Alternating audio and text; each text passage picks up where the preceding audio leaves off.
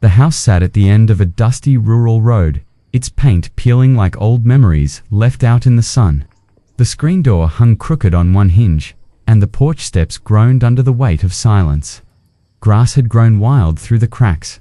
In the sidewalk, curling around the base of the wooden rails like time trying to pull the place under. There was no sign of life except for her. She didn't have a name, at least, no one knew it. She was just there, a dog, curled up at the far corner of the porch, nestled against the worn-out boards like she'd always belonged. Her fur was dirty, a dull shade of brown and black, the kind that could once have shone in the sun. Her eyes, those deep, quiet eyes, never looked for trouble, just distance. She didn't bark, she didn't chase, she didn't even beg. She simply waited. Some folks in the neighborhood started calling her Missy. It felt wrong, naming something you didn't understand, but people needed a name to care. And caring, in this place, didn't come easy. She's been there for weeks, someone said at the local diner. I drive past that house every morning. She hasn't moved. I left her some food, said another. She didn't eat it. Right away, just stared at it like it didn't matter. A few kids tried to get close once. She didn't growl, didn't flinch. Just looked at them with that same quiet gaze. One of them left behind a wool scarf. The next day, she was sleeping on it. Rumors started to swirl. She's waiting for someone. A woman whispered at the gas station. Dogs don't just sit like that for no reason. She was abandoned. She came back. The house had been empty for a while. 2 winters ago, the last resident passed away, an older man who mostly kept to himself. He didn't speak much, but neighbors recalled a German shepherd always by his side. Never a leash, just presence.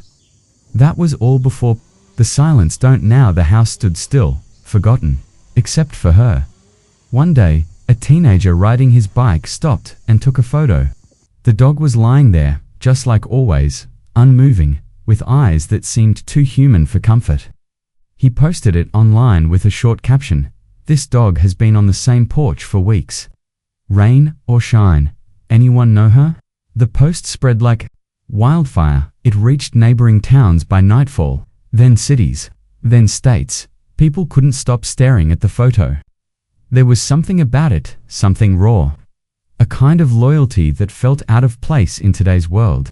Something about the way she curled into herself, eyes open, as if listening for someone who wasn't coming. Comments poured in. She's waiting for her owner. This broke me. Please tell me someone's helping her. I'd adopt her in a heartbeat. But no one could get close. No one could make her leave. Not animal control.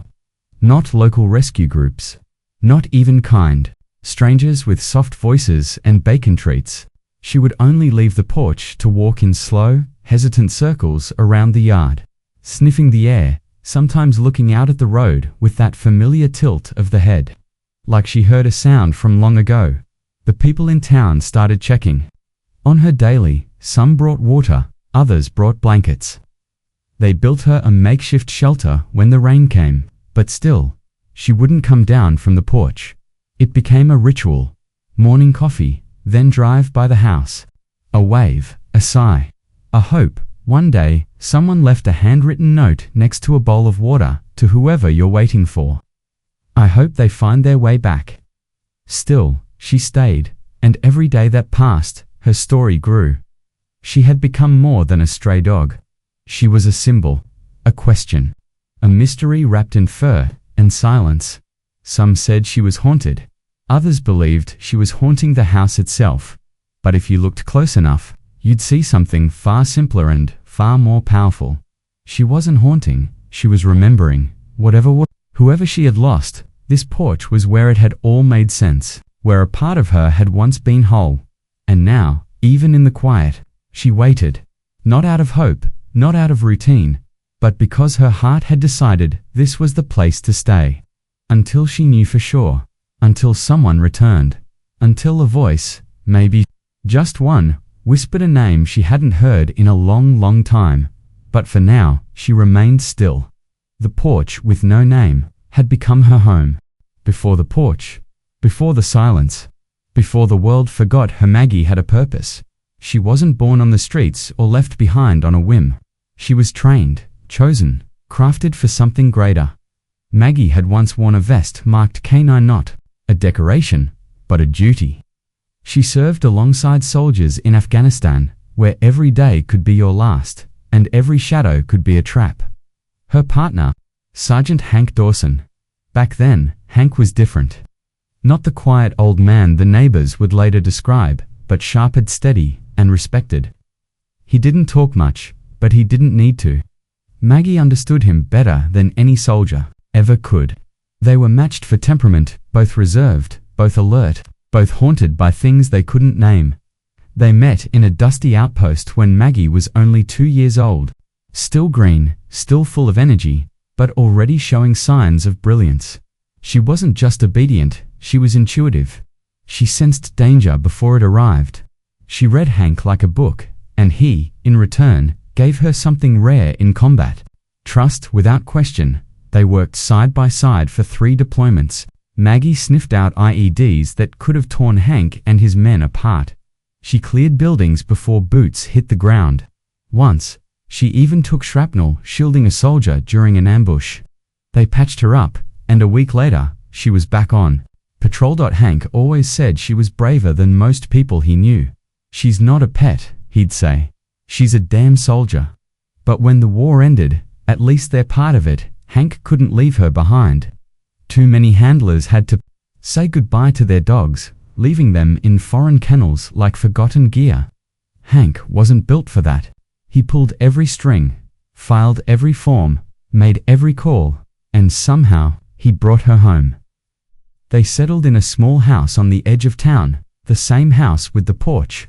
For a while, things were quiet, peaceful, even. Hank kept to himself.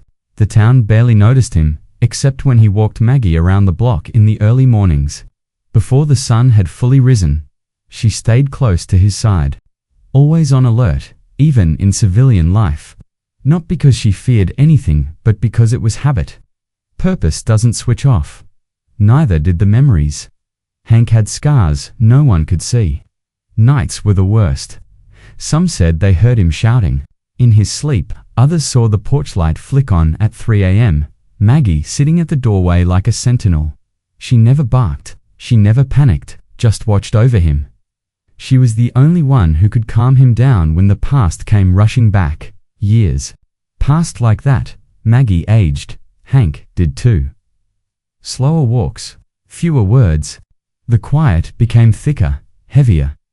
There was one person who used to visit his son, Ethan, but their relationship was strained. War does that to people. Ethan had been young when Hank enlisted. Too young to understand why his father left again and again. By the time Hank returned for good, Ethan had grown cold, resentful. The two barely spoke, and eventually, they stopped trying. Still, Hank never spoke badly of him. He just carried that silence to Dot and Maggie. She never judged, never asked. She simply remained. A constant, his shadow, his anchor. Neighbors began to notice that Maggie wasn't like other dogs. She didn't play fetch, didn't chase squirrels. She wasn't interested in treats or toys. But when Hank whistled, she came. When he put on his boots, she stood. And when he sat on the porch in the late afternoon light, staring into nowhere, she sat beside him, as if watching the same ghosts pass by. There were no parades, no medals, no speeches, just a man and his dog. Both survivors in their own way. Hank wasn't a hero to the world, but to Maggie, he was everything.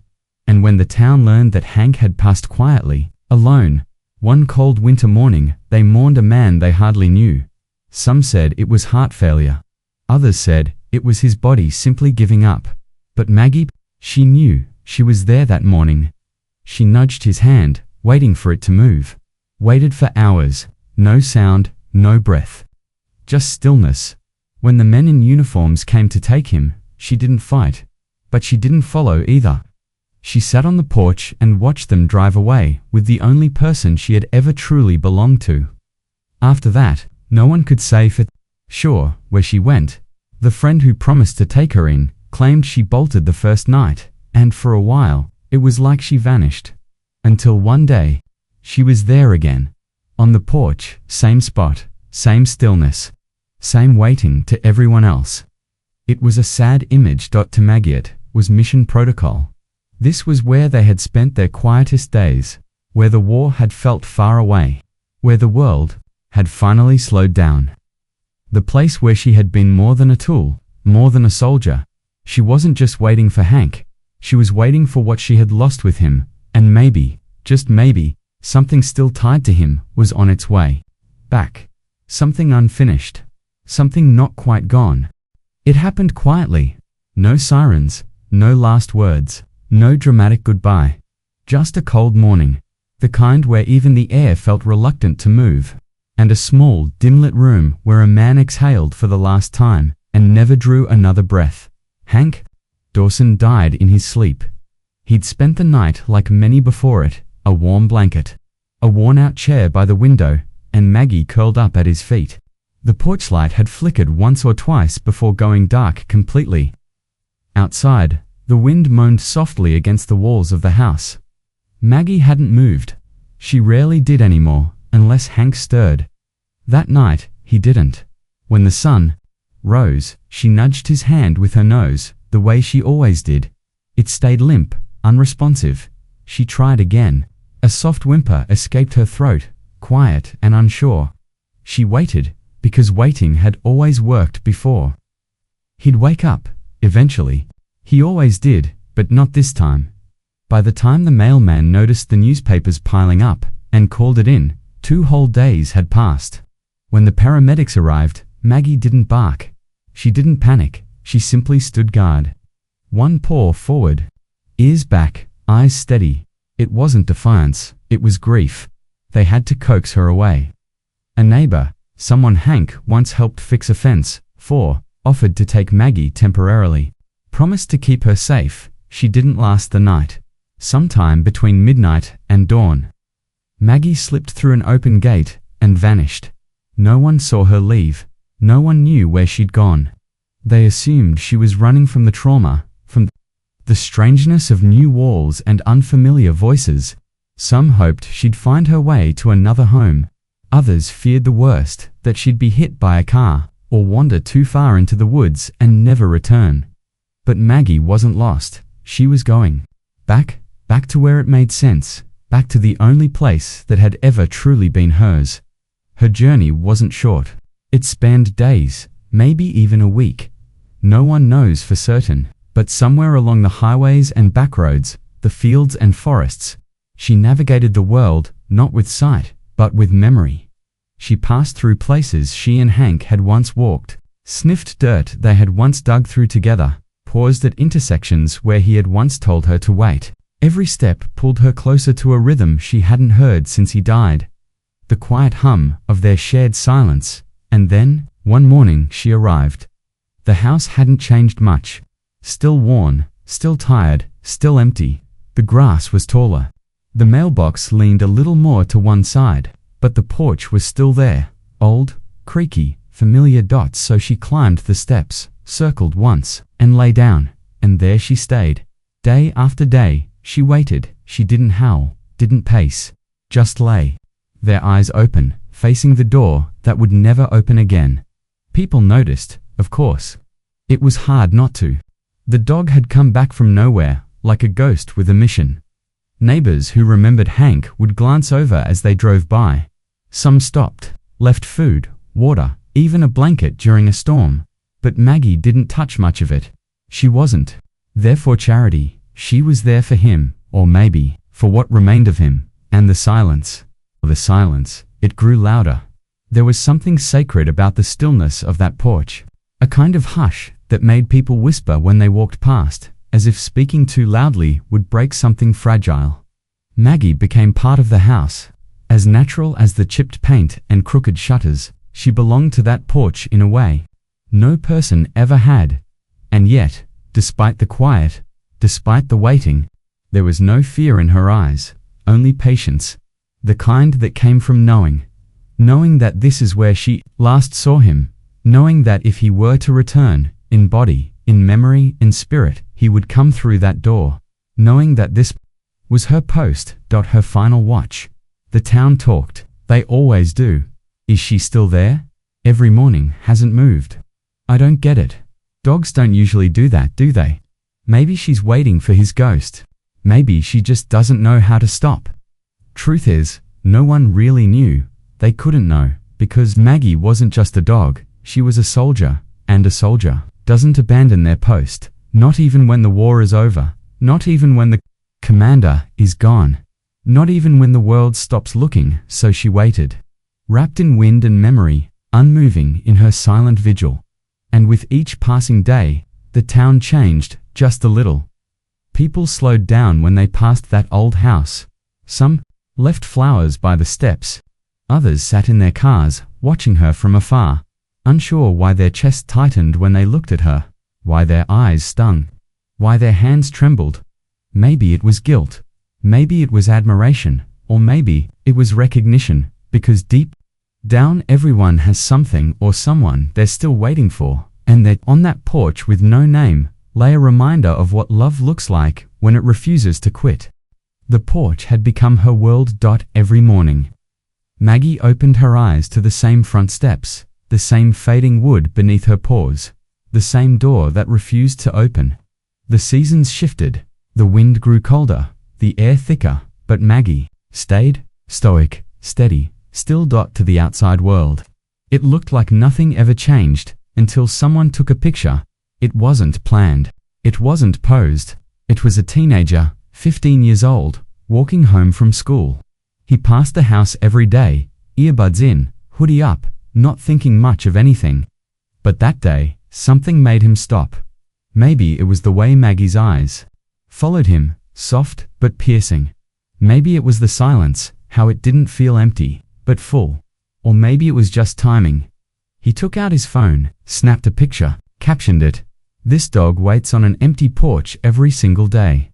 Does anyone know her story?" And then he posted it.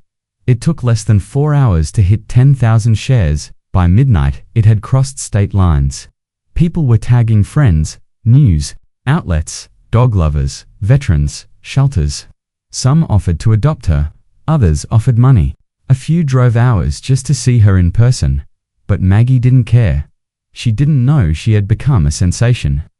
She didn't know that hashtags with her name were trending, or that strangers were calling her America's most loyal dog. She didn't pose for photos, didn't perk up for cameras. She just kept waiting. And in that waiting, something extraordinary began to happen. People started to remembered Hank, remembered the man who used to sit on that porch, cup of coffee in hand, Maggie by his side. Neighbors came forward with stories how Hank had quietly mowed lawns for widows on the street, how he once rescued a stranded kitten from a storm drain, how he never missed a Veterans Day ceremony but never spoke about the war unless you asked, and even then, only with Maggie close by. He didn't need much. One woman posted on Facebook, but he needed her. The story snowballed. Local news picked it up. Then regional, then national. TV anchors spoke with visible emotion as they showed clips of Maggie lying on the porch, unflinching. Articles ran headlines like, "War Dogs. Loyalty outlives her master. She waits where love left her. This porch has a ghost and a guardian." The world watched, but no one could get her to move. Shelters came with leashes and soft voices. Veterinarians offered checkups and warm hands. Volunteers brought treats, toys, blankets. She barely blinked. Because Maggie wasn't waiting for food. She wasn't waiting for rescue. She was waiting for Hank. And even though she didn't know how or when, part of her believed he would come back. The town responded in ways no one expected. They built a small wooden shelter over the porch steps to shield her from the rain. Local kids painted signs. "Please don't feed her junk. Let her rest. Her heart is still full." Someone left a framed photo of Hank, tucked in the corner of the porch, so Maggie wouldn't have to look at an empty door anymore. She sniffed it once, then lay beside it, quiet again, but not alone. Because suddenly, the whole country was with her. Letters came, hundreds, then thousands. People wrote to the town, to the address they saw online. sending everything from hand-drawn pictures to full-page typed confessions. One letter, from a veteran in Arizona, read, "I never talked about what happened to me. Not once in 40 years. But, seeing that dog, something in me cracked. I think I left someone behind, too. Thank you for showing me I'm not the only one who still waits." Maggie had become a mirror of grief, of loyalty, of the kind of love that refuses to be convenient, the kind that doesn't go viral because it's loud, but because it's true. And while the media came and went, trucks with their satellite dishes, reporters with their perfect hair and solemn voices, Maggie stayed unchanged, unmoved, but not untouched, because something had shifted, not in her, but around her. Where once there was just silence, now there was reverence. Where once people passed quickly, now they lingered. A man drove 200 miles just to kneel beside her, said he lost his wife last year and hadn't been able to sit still since. But when he saw Maggie, he said, "For the first time, I didn't want to run. I just wanted to be still with someone who understood." She let him sit, didn't flinch, didn't move, just shared the porch, and somehow, that was enough. The sheriff made it official. Maggie wasn't to be removed unless absolutely necessary. "She's not trespassing," he said. "She's remembering."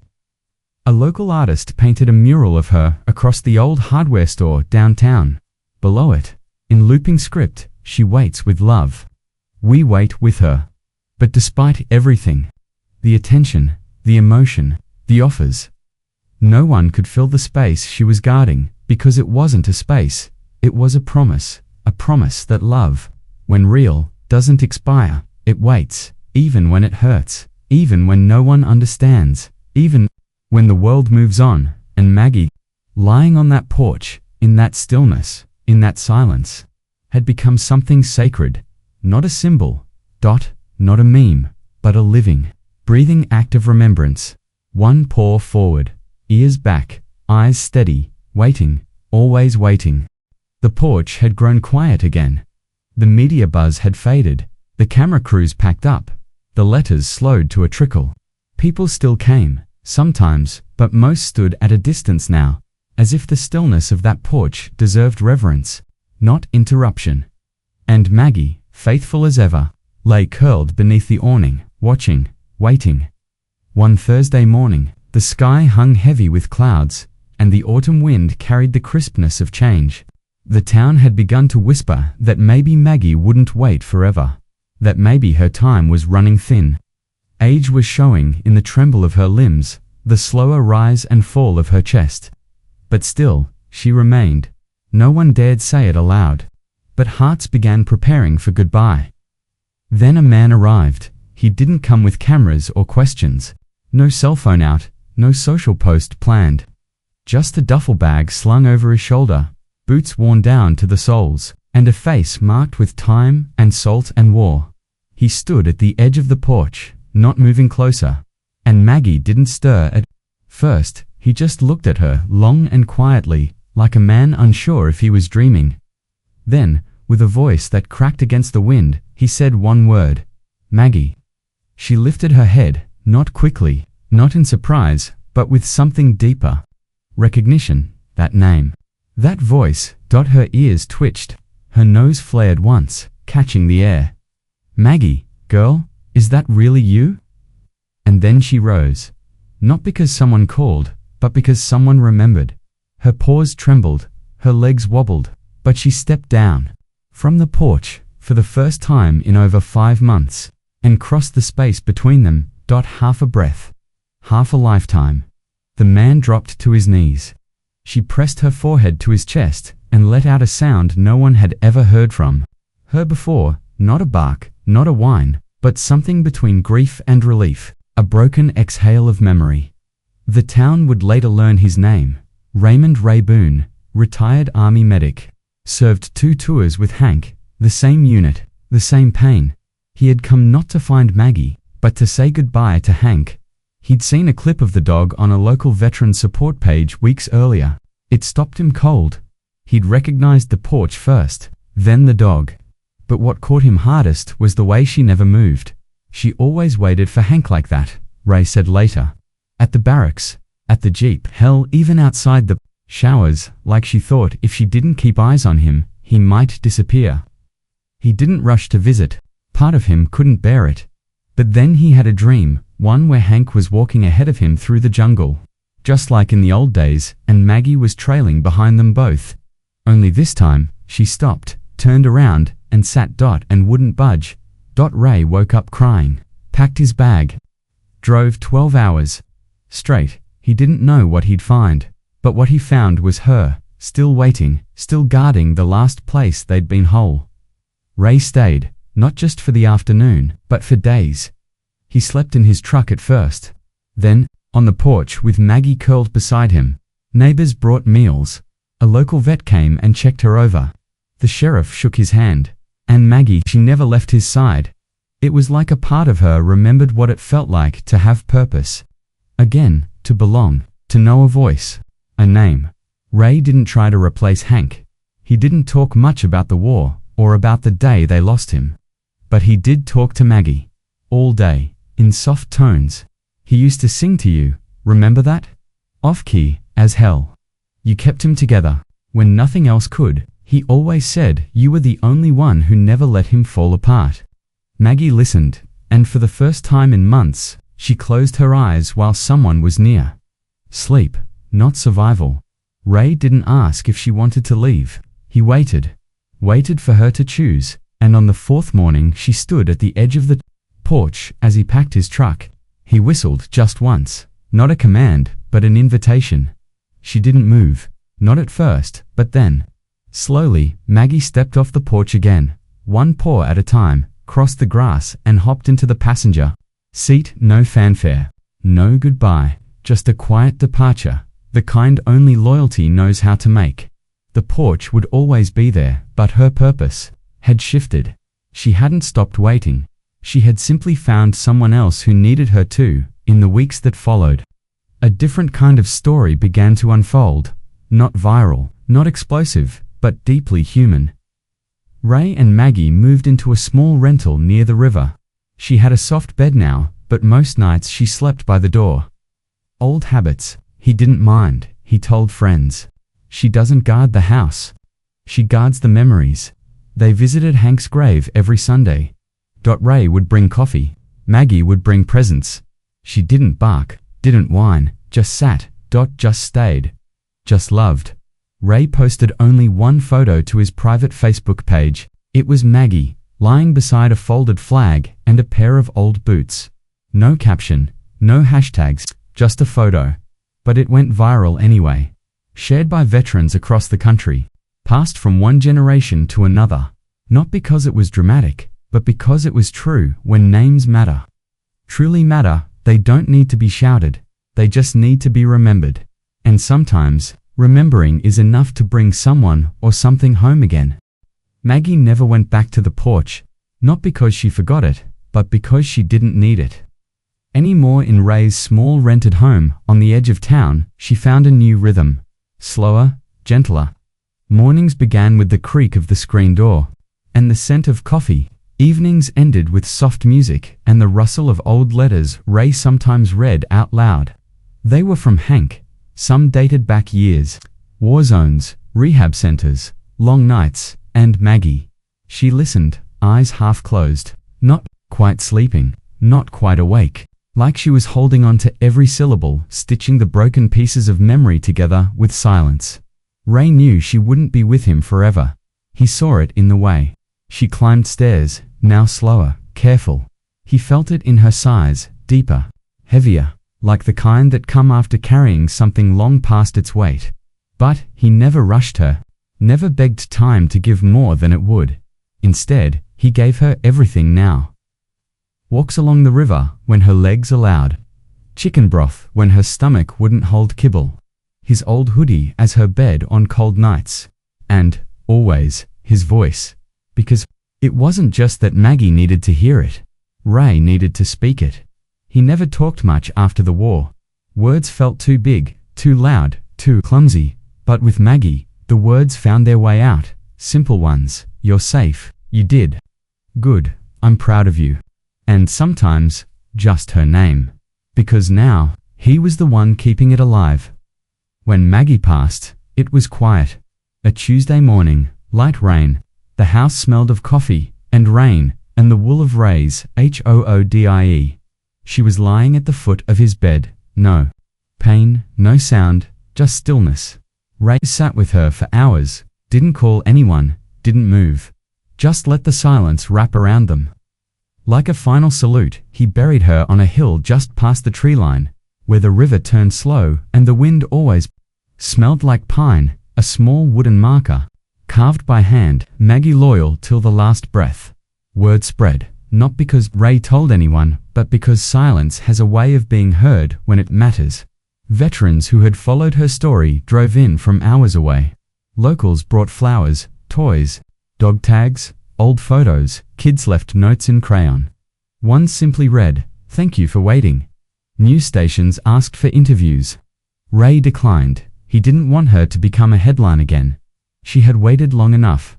Months passed. Winter came. Then spring. The porch back on Elm Street stayed empty. Hank's house never sold. No one dared, but then something changed. It started with a bench. Ray built it himself. Hauled it up one weekend, placed it exactly where Maggie had lain all those months. No plaque, no dedication, just a place to sit.